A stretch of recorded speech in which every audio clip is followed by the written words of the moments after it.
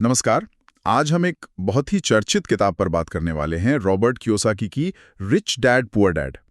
Personal finance की दुनिया में जो लोग नए आते हैं उनके लिए ये अक्सर पहली किताब होती है।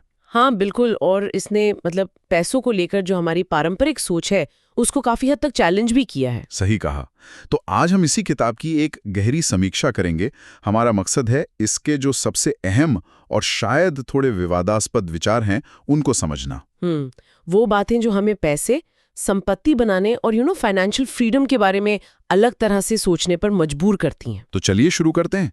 किताब का जो सेंट्रल आइडिया है वो यही है कि हमारी जो फॉर्मल एजुकेशन है, स्कूल कॉलेज, हाँ वो हमें अकादमिक ज्ञान तो देते हैं पर पैसा कैसे काम करता है ये नहीं सिखाते। हाँ कियोसाकी इसे ही वित्तीय निरक्षरता कहते हैं, है ना? बिल्कुल, फाइनेंशियल इलिटरेसी। और इसी बात को वो समझाते हैं दो बिल्कुल अलग पिताओं के जरिए। एक उनके पुअर डैड, उनके अपने पिता, हाँ, उनके असली पिता जो पढ़े लिखे थे, अच्छी सरकारी नौकरी में थे पर हमेशा पैसों को लेकर परेशान रहते थे। और दूसरी तरफ थे रिच डैड, उनके दोस्त के पिता, कम पढ़े लिखे पर बिजनेस माइंडेड, निवेश की समझ रखने वाले, और वो अमीर बनते गए। यही से सारी फिलॉसफी शुरू होती है। रिच डैड का एक मूल मंत्र था, अमीर पैसे के लिए काम नहीं करते, उनका पैसा उनके लिए काम करता है। एग्जैक्टली। सुनने में तो बड़ा अच्छा लगता है, पर इसका असल मतलब क्या है? देखिए, इसका सीधा मतलब है अपना फोकस सिर्फ सैलरी बढ़ाने पर मत रखो।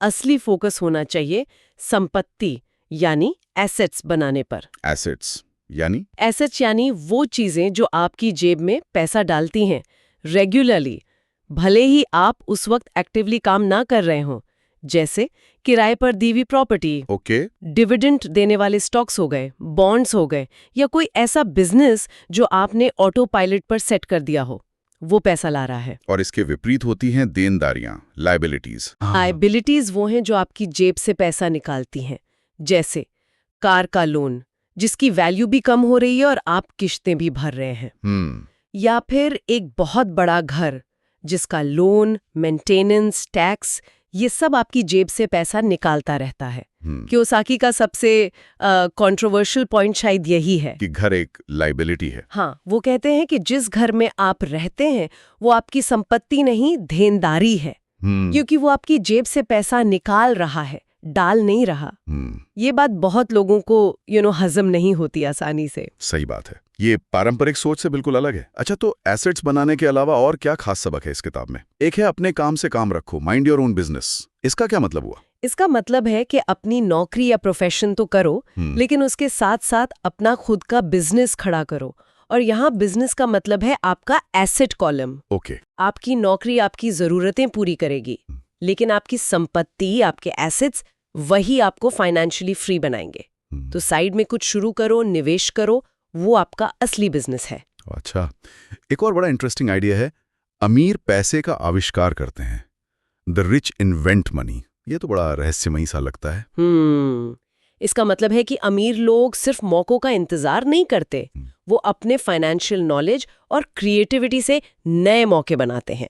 जैसे कोई अनोखी रियल एस्टेट डील ढूंढ लेना जिसे कोई और न देख पा रहा हो, या कोई ऐसा बिजनेस खड़ा करना जिसकी जरूरत मार्केट में हो, या कोई खास इन्वेस्टमेंट स्ट्रैटेजी बनाना।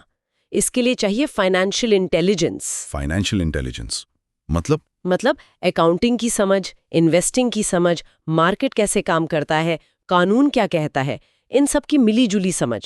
सिर्फ पैसा बचाना काफी नहीं है। तो इसी से जुड़ा उनका एक और सबक है शायद, सीखने के लिए काम करो, पैसे के लिए नहीं।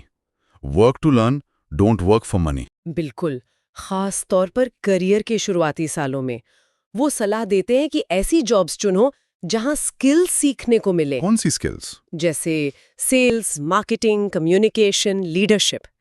कियोसाकी कहते हैं कि ये स्किल्स आगे चलकर पैसा बनाने में ज्यादा मदद करेंगी, बजाय शुरू में मिली थोड़ी ज्यादा सैलरी के। तो सीखने पर फोकस करो, सैलरी पर नहीं। किताब इस बात पर भी जोर देती है कि अमीर लोग अपनी संपत्ति को बचाने और बढ़ाने के लिए कॉर्पोरेशंस और टैक्स कानूनों का इस्तेमाल करते हैं। हाँ, और ये भी फाइनेंशियल लिटरेसी का ही हिस्सा है, मतलब नियमों को समझना और उन्हें लीगली अपने फायदे के लिए इस्तेमाल करना। वो कहते हैं कि टैक्स सिस्टम अक्सर एम्प्लॉइज के खिलाफ और बड़े कॉर्पोरेशंस के पक्ष में होता है, तो इन नियमों को जानना जरूरी है। ये किताब लाखों लोगों के लिए प्रेरणा बनी है, उन्हें एक नया नजरिया दिया है, लेकिन इसकी आलोचना भी कम नहीं हुई है ना? हाँ, आलोचना होती है।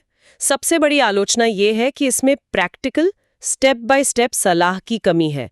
ये ज्यादातर माइंडसेट और प्रिंसिपल्स पर फोकस करती है। अच्छा।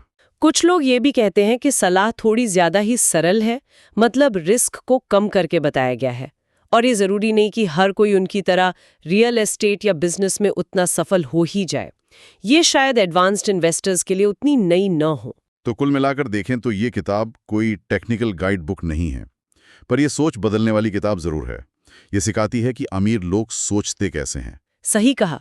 ये सिखाती है कि सिर्फ कड़ी मेहनत काफी नहीं है।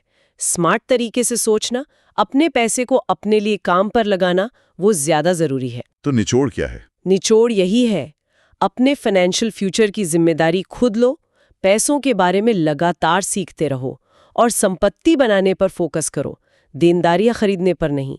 जैसा किताब कहती है, ये जरूरी नहीं कि आप कमाते कितना है, बल्कि ये कि आप रखते कितने हैं। हाँ, और उसे कितना बढ़ा पाते हैं, वो ज्यादा महत्वपूर्ण है। बिल्कुल। और जाते जाते एक सवाल सबके लिए छोड़ जाते हैं।